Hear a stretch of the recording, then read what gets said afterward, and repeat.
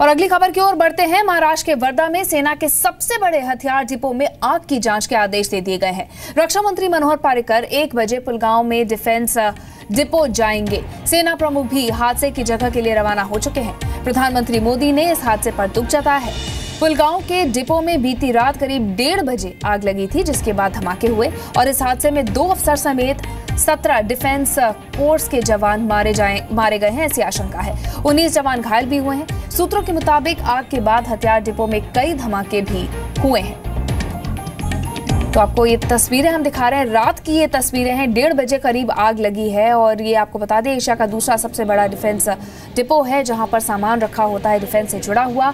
इसमें रात को करीब आग लगी थी और करीब 19 लोग मारे गए हैं, जिसमें 2 अधिकारी भी शामिल हैं। तो डिपो की आग पर फिलहाल काबू पा लिया गया है, ऐसी खबर आ रही है, लेकिन रुक रुक कर धमाके की आवाज भी आ रही है। अस्पताल में भर्ती कुछ घायलों की हालत भी गंभीर है। आसपास के गांवों को खाली करवा लिया गया है। हादसे की जांच के आदेश भी दे दिए गए हैं।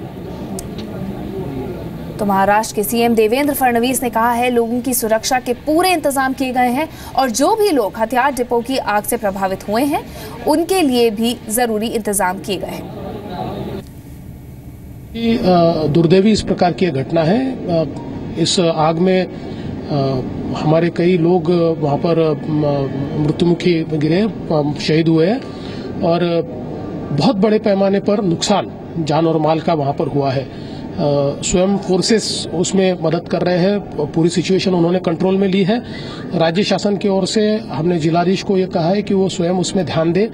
वो ध्यान दे रहे हैं। जो भी रिसोर्सेस उनको चाहिए, उन्होंने खासकर मेडिकल इंटरवेंशंस के बारे में हमको अवगत किया, वो हमने पूरा उनको दिया है। आसपास के कलेक्टर्स को भी कहा गया है कि जो जो चीजें उनको लगेगी वो सारी चीजें पुल करके तुरंत उनको मुहैया कराई जाए। तो आपको बताते हैं कि वर्धा का ये हथियार डिपो इतना अहम क्यों है। नागपुर के पुलगांव के पास है सेंट्रल एम्यूनिशन डिपो। एशिया का दूसरा सबसे बड़ा एम्यूनिशन डिपो है ये। सेना के ठिकानों की रक्षा करती है defence security core. BrahMos missile से लेकर AK-47 के लिए गोला बारूद यहाँ पर रखे रहते हैं।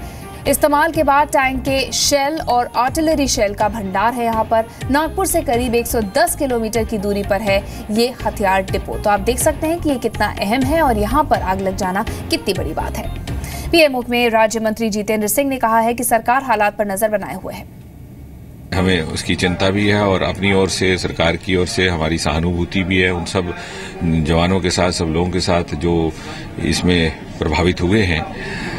और मुझे बताया गया है कि आदरणीय रक्षा मंत्री श्री मनोहर पर्रिकर जी इस सारे घटनाक्रम का जायजा लिए हुए हैं और शायद वो स्वयं भी वहां जाएंगे और उसी से ये प्रमाणित होता है कि सरकार किस प्रकार से चिंतित है। हमें अपनी सेनाओं पर, अपनी फौजों पर गर्व है और कोई भी इस प्रकार की संकट की घड़ी हो, हम अपनी सेनाओं के साथ खड़े हैं। अमित देशपांडे हमारे सहयोगी हमारे साथ जुड़े, उनसे अपडेट ले लेते हैं। अमित, जरा बताइए अभी क्या स्थिति है, क्या आग पर पूरी तरह से काबू पा लिया गया है? जी बिल्कुल। अभी एक जो पहला जो शेड था वहां पर आग जो है वो काबू की गई थी। अभी एक नई जानकारी मिल रही है कि उसके बाजू का जो एक शेड है वहां पे एक हल्की सी आग जो है वो फिर से एक बार वहां पर लगी हुई है। तो एक ये अपडेट एक जानकारी बाहर आ रही है। बाकी यहाँ पर बड़े पैमाने पर पुलिस बंदोबस्त जो है वो यहाँ पर लगाया गया हुआ है। किसी को अंदर नहीं छोड़ा जा रहा है। जो इलाका जो है CID कैंप के बाहर, वहां पर भी जमावबंदी जो है वो पुलिस ने कर रखी है एहतियात के तौर पर। और जो 15 गांव जो है जिनको खाली किया गया था, वहां से लोगों को फिर से वो गांव में लाने का काम जो है वो अभी प्रशासन के तौर पे किया जा रहा है, प्रशासन के ऊपर किया जा रहा है। और एक ये नई जानकारी मिल रही है कि जो सेकंड शेड जो था उसमें अभी एक छोटी सी अंगार जो है वो वहां पर लगी हुई है। तो निश्चित तौर पर उसके लिए भी अभी उसको आग को भी बुझाने का काम अभी शायद शुरू है अंदर में। बिल्कुल, शुक्रिया अमित तमाम जानकारी देने के लिए। तो आग कहीं कहीं अभी बची हुई है, उसको बुझाने की कोशिश की जा रही है और आसपास के गांव को खाली करा लिया गया है।